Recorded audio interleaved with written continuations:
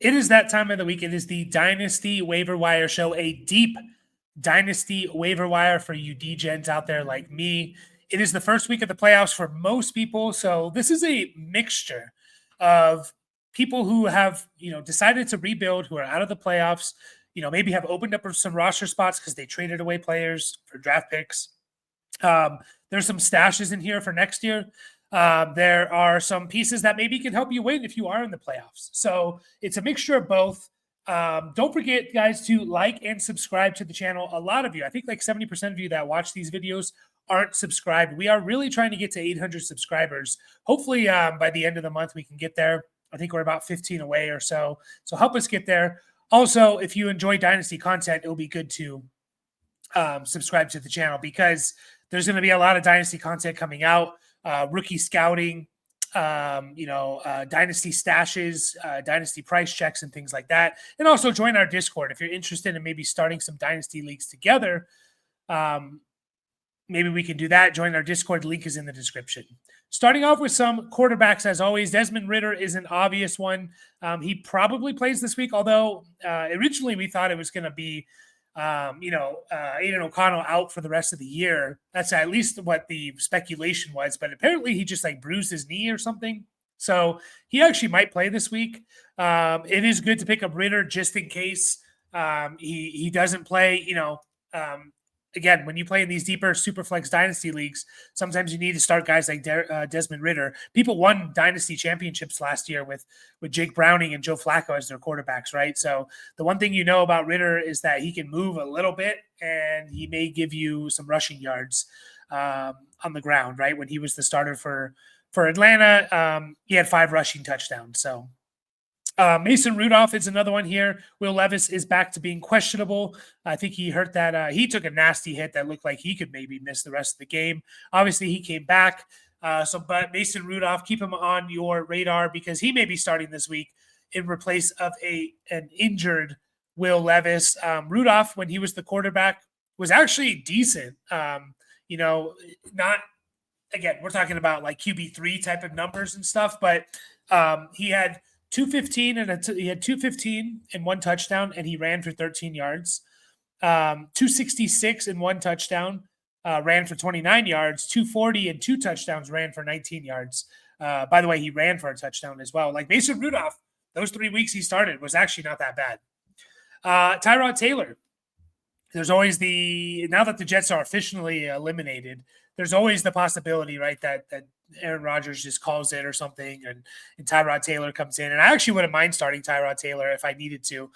He obviously has good weapons to throw to, and Garrett Wilson, Devontae Adams, hopefully Breece Hall's back, players like that. So, just especially if you have Rodgers, I think you should be picking up Tyrod Taylor just to protect yourself during the fantasy playoffs. And then Carter Bradley, I wanted to bring up here. He is on the Raiders, as you can see.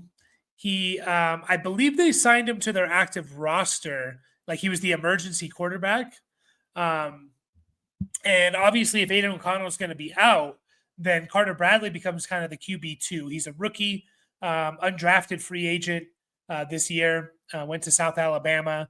Just a name to throw out there for those deeper leagues that if you're really looking for a long shot, then, maybe Carter Bradley, who's now the QB2, and probably most QB2s in Superflex leagues should be rostered. Carter Bradley, who is now maybe the QB2, is definitely not rostered in any leagues. Into some running backs here. Rasheen Ali is a guy I've been talking about all year long. I think he's on most of these deeper Dynasty teams, but if he's not, I'd be picking him up. If something were to happen to Derrick Henry, I don't think there's a true handcuff. I don't think Keaton Mitchell or Justice Hill are going to be the guys. I think it's going to be a combination of a few guys, and I think one of them is going to be Rasheen Ali. And I think Rasheen Ali is the best candidate to get like the rundown work between the 20s and stuff. So he's a guy he's a combination of a player I would pick up even for this year if something were to happen to Henry, but also for a long-term stash for next year, just to see maybe he moves up to the RB2 heading into next year for the Ravens. Blake Watson is definitely more of a 2025 stash here, a player that I liked coming out of college. And I kind of like that he went to Sean Payton and the Denver Broncos as an undrafted free agent. He went to Memphis, by the way. He's a converted wide receiver to running back. We've seen these guys be successful over the last few years. Antonio Gibson, now Tyrone Tracy. Well, Blake Watson's one of those guys. He can catch the ball, guys. He can catch the ball very, very well. He has 50. His last year at Memphis, he had 53 catches, which is insane for a running back to have 53 catches, along with 192 rush attempts. So he had over 1,600 yards with 53 catches and 17 total touchdowns. Super productive at Memphis. He's been on the Broncos active roster and their practice squad. So I'm just curious. I think that running back room could change a lot next year. Maybe no Javonte Williams, probably no Javonte Williams. And I don't know. I like Blake Watson as maybe being like a Darren Sproles, like a player for Sean Payton and the New Orleans Saints. Raheem Blackshear with the news of Jonathan Brooks tearing his ACL. Miles Sanders was always was already on the IR. I missed that. That makes Raheem Blackshear as the RB2 behind Chuba Hubbard. So he definitely needs to be rostered, Raheem Blackshear, because he's one injury away from being a start in fantasy playoffs, right? We get it every year. We get it every year when we get these random players. Just go to Fantasy Pros, go to 2023 or 2022, go to any year really, and look at the last, I don't know, weeks 13 to 18, you can change the range and you'll see some random players in there. Zamir White was one of them last year. Ty Chandler. There's always guys. If something were to happen to Chuba, Raheem Blackshear is next in line. They also have Velus Jones, by the way. You guys remember him. He was a third-round pick, I believe, by the Bears at wide receiver. I guess he's converting to running back. He's converted to running back now. But Raheem Blackshear could be, if something happens to Chuba in week 15, Blackshear could be a must-start in week 16 and 17. Cody Schrader, this is more for 2025. I talk about him a lot on these shows. He is currently on the LA Rams active roster. He has been most of the year. He went undrafted to the 49ers. They let him go, and basically since then, he's been on the Rams active roster. This is more of a preemptive move for 2025. Where does Ronnie Rivers go? Obviously Blake Corum and Kyron Williams, but we've seen stranger things happen with the Rams backfield there. Hassan Haskins is another one I keep mentioning. This is probably more for a handcuff to Gus Edwards if you have him, but not for 2025. But Haskins, if something were to happen to Gus Edwards with J.K. Dobbins already on the IR, I think you see a bump in production for Hassan Haskins. Chris Brooks has, I think, taken over the number 2 running back job from Emmanuel Wilson. If you go on any depth chart, I always look at ESPN's depth chart, which they always update those week to week. And Chris Brooks, who was always the RB3 on the depth chart, is now the RB2 ahead of Emmanuel Wilson. And you look at the snap share for Brooks recently, basically getting between 25 and 30% of the snaps. 24, 26, 22, 35, 28, 28. Right? So he's been getting right around 30% of the snaps the last 2 weeks. He's not doing much. 1 carry last week, 3 carries and 2 catches the week before. But he seems to have taken over the number 2 role, because you look at Emmanuel Wilson, and I'll pull up his snap share here. Emmanuel Wilson, if I could do it, his snap share the last several weeks, 7, 21, 7, 6. So Emmanuel Wilson's kind of the clear-cut number 3 guy. I guess they like Chris Brooks. Is it more of just they like Chris Brooks as the RB2? And if something were to happen to Jacobs, that Emmanuel Wilson would actually jump up to the RB1? I don't know. That happens sometimes, but just thought I'd bring that up and say, Chris Brooks, a guy that I've been, I have talked about on this show before. The 49ers guys, I've been talking about Patrick Taylor all year long, saying, hey, I want to roster. With CMC hurt, I want to roster my logic was CMC was hurt and Jordan Mason was getting a crazy workload, which he never had before, even in college. So I said, I want to roster every single 49ers running back. Well, obviously CMC's rostered, Jordan Mason's rostered, Garendo's rostered. Who are the ones that aren't? Well, it was Patrick Taylor. He was on the team. He was on their active roster most of the year, went down to the practice squad, is now back up. And I don't know if he's next in line, to be honest, if Garendo misses this week. It could be a combination of just all of them, which is Keyshawn Vaughn and Israel Abanikanda. I don't know if Patrick Taylor is just more of a more of a special teams guy.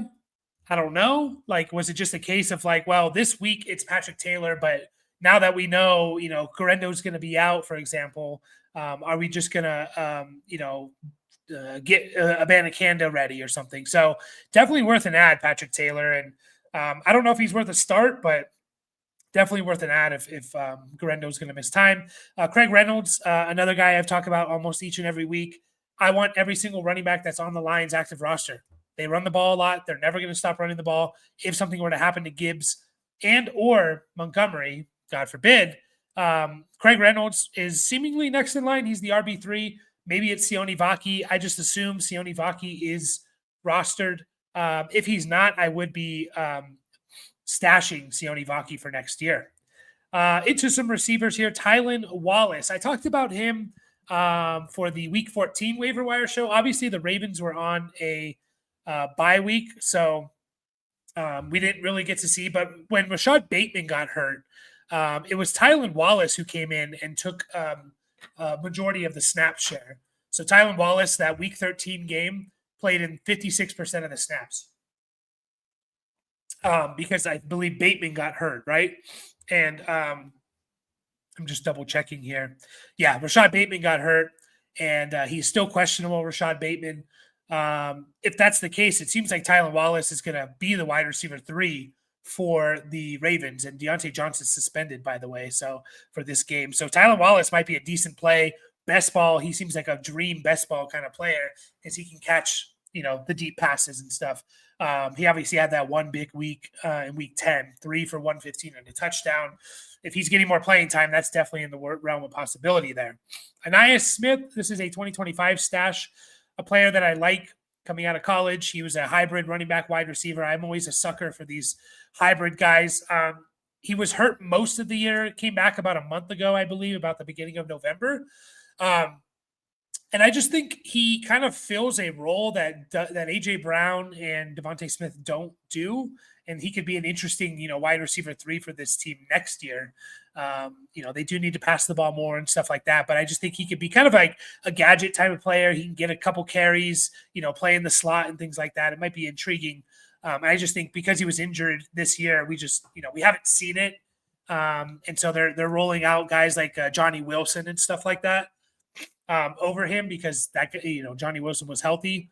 But Ainias Smith is an interesting one. Casey Washington, another 2025 stash. Really like Casey Washington's film coming out of Illinois. Obviously, he's been behind, Drake London and Darnell Mooney and Ray-Ray McCloud and Rondale Moore to start the year. But, does Casey Washington get a chance to kind of win a wide receiver 3 or 4 spot next year? Maybe. Maybe he does. And I just like him. I think he's a solid player that can kind of, be a good player in the slot for them. Another 2025 guy, Isaiah Williams, who he's in a Lions jersey there, but he's on the Cincinnati Bengals. He's another guy from Illinois, by the way. I think personally, if there's anyone that's going to fill that Tyler Boyd role, which no one really has this year, it could be Isaiah Williams. Isaiah Williams. So you obviously have Jamar Chase. You have Yoshibas there, who will be there next year. Jermaine Burton, I always felt like Jermaine Burton was more of a T. Higgins replacement than anything else. I know a lot of people speculated that he will fill the Tyler Boyd role, but I just didn't really think that was kind of how he played. I just think Jermaine Burton could replace T. Higgins if T. Higgins leaves. You have Yoshibas, Charlie Jones, and then Isaiah Williams. So I think Isaiah Williams could have a chance to kind of win that wide receiver 3 slot role for them because that's what he projects to play as. And that would really excite me. I mean, just think of Tyler Boyd in these deeper fantasy leagues. He was relevant. A couple 1,000-yard seasons. That's obviously not going to happen with Jamar Chase there. But you just look at Tyler Boyd's stats the last couple of years in Cincinnati. 67 for 828 and 5, 58 for 762 and 5, 67 for 702. Those are like stream in deeper dynasty league numbers. Kevin Austin Jr. I'll be honest, I did not know who this guy was until I was looking at depth charts and noticed that he is number 2 on the Saints depth chart. The Saints wide receiver depth chart is gross. It's Marquez Valdez-Scantling, Kevin Austin Jr., Cedric Wilson Jr., that's listed as their starters, Dante Pettis, you remember him flame out with San Francisco, Mason Tipton, and then you have Bub Means, Chris Olave, and Rashid Shaheed all on the IR. But Kevin Austin has been playing for this team, for the Saints, and I missed it. He's been playing for the Saints for the last several weeks. He's a rookie from Notre Dame. He has good size. He's 6'2", 200 pounds. He went undrafted. I forget what team. He was on another I think he was on another team. But the last few weeks, Kevin Austin has played 49, 68, 61, and 65% of the snaps. He's had 8 targets in the last 2 weeks, and he had 5 targets last week in his first game as a starter. In these deeper dynasty leagues and best ball leagues, you could do worse. You could do worse. Now, he only caught 1 for 5 yards, but Kevin Austin is a guy that's playing, and that's half the battle when you're in these deep dynasty waiver wire stuff. It's half the battle. He's a faster player. He runs a 4.43. I don't know. It's not exciting with potentially Derek Carr out, but just someone to note, like he is playing and he's out there as an undrafted rookie free agent. Mac Hollins. I've been talking about Mac Hollins a lot this year. Sorry for that. Mike Hitt. Been talking about Mac Hollins a lot and basically saying, guys, he's playing a lot. Like whether you like him or not, the guy is playing. And because of that, this is the same logic with Kevin Austin. Guys who are out there 60 to 70% of the snaps or more, they're going to have games. They are going to have games. And again, I assume a lot of you play in these deeper leagues or best ball leagues. If you play in a best ball league and you had Mac Hollins, he probably made your roster, depending on what your starting roster is. He had 6 targets, 4 catches, 57 yards, and a touchdown. He played in 77% of the snaps. He's playing more than Amari Cooper. Keon Coleman's still out. Like Mac Hollins the last 4 weeks, 88, 56, 66, and 77% of the snaps. And I'd say he has 2 touchdowns in back-to-back games. He had another game of 4 for 86. Like he's playing, and he plays on a really good offense. Into some tight ends here. Cade Stover, you hear me talk about him all the time. AJ Barner, by the way, is another player I didn't put on here, but you should be stashing him potentially. Cade Stover, last time we saw, they were on a bye in week 14, but the last time we saw the Texans, Cade Stover had a 60% snap share. So he was playing a lot more. He's been kind of going up slowly each and every section. The beginning of the year, he was playing 19 to 25% of the snaps. Middle of the year, basically since week 6, he's been playing around 50% of the snaps. And then last week, he got up to 60% of the snaps. He's a guy that I think could be the starting tight end for the Texans next year. Dalton Schultz does not look great. I know he had a good game last week or the last time they played. He just doesn't look great with the ball in his hands. He really doesn't. So, Dalton Schultz, another year older. Do they go with the younger guy in Cade Stover, who does have a relationship with CJ Stroud, by the way? Julian Hill, tight end for the Miami Dolphins. You see what Jonnu Smith is doing. Julian Hill is a talented, big receiving tight end. He was an undrafted free agent last year. He's been on the Dolphins the last 2 years. He's 6'4", 250. He went to Campbell, very raw coming out. But you see what Jonnu Smith's doing with Tua and this offense. What if Julian Hill becomes their starting tight end next year for whatever reason?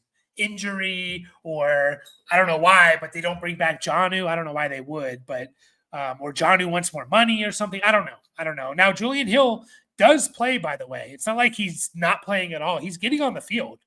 He probably has about a 45% snap share this year of the team's snaps. Catches, gets a target a game. But what if he takes over that starting tight end job? I like his talent enough to put up similar numbers to what Jonnu's doing, potentially. And then last one here is Lucas Krull. He seems to be the guy who's getting the most receiving work in the Broncos room. I don't know if there's any legs to this or something, but he's playing 40% or so of the snaps, now closer to 30%. Does get some targets here and there. Just the guy I wanted to throw out there. So that is it for the Dynasty waiver wire, guys.